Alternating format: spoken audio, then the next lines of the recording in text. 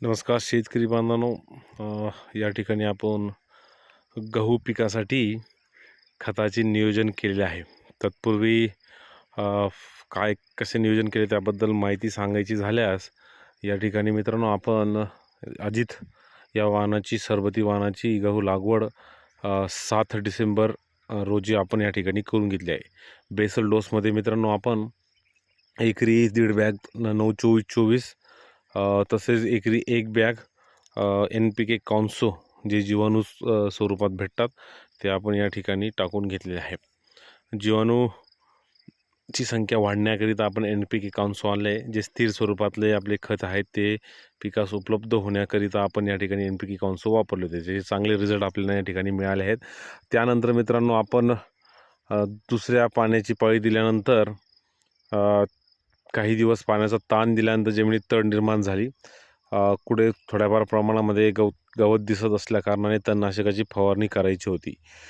तणनाशक फवारण्याआधी मित्रांनो आपण या ठिकाणी एकरी 1.5 बॅग एकरी 1 बॅग युरिया 4 किलो झिंक या प्रमाणात आपण जमिनीत बऱ्या प्रमाणात तड पडल्यानंतर आपण टाकले. तड पडल्याने युरिया हा मुळ्यांच्या सानिध्यात गेल्यानंतर तो तत्काळ लागू झाला आणि त्यानंतर पाणी भरल्यानंतर आपण याला तणनाशकाची एक फवारणी घेतली आहे. जेणे तणनाशकामुळे आपल्याला सुरुवातीला नत्राचा डोस दिल्यामुळे कुठल्याही प्रकारची हानी किंवा शॉक पिकाला बसला नाही.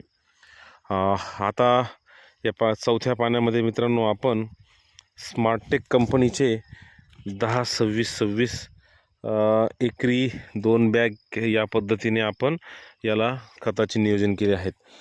गव्हाने उंबी फेकण्यास सुरुवात केलेली आहे, त्यामुळे मित्रांनो आपण त्याला खत देत आहोत. मित्रांनो, खत हे मुळ्यांच्या सानिध्यात जाणे गरजेचे आहे.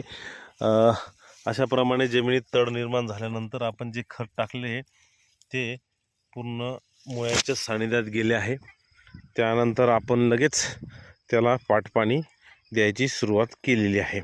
एकरी 1.5 बॅग 10-26-26 4 किलो झिंको याप्रमाणे झिंकचे बॅक्टेरिया आपण या ठिकाणी सोडत आहोत. त्यानंतर मित्रांनो थोडाफार प्रमाणात करपा येण्याची शक्यता आहे, त्यामुळे आपण याला एक करपा रोगाची एक फवारणी यानंतर घेणार आहोत जमिनीत ओल आल्यानंतर, व सोबतच 12-32-16 चांगल्या प्रकारे उंबी निघण्याकरिता आपण देणार आहोत. मित्रांनो, गव्हाच्या या पिकासाठी वेळीच योग्य नियोजन केल्यास अपेक्षित उत्पादन नक्कीच घेता येते. या ठिकाणी मित्रांनो आपला ऊस तुटून गेल्यानंतर आपण गव्हाची लागवड केलेली आहे. व्हिडिओ आवडला तर लाईक करा, चॅनलला सबस्क्राईब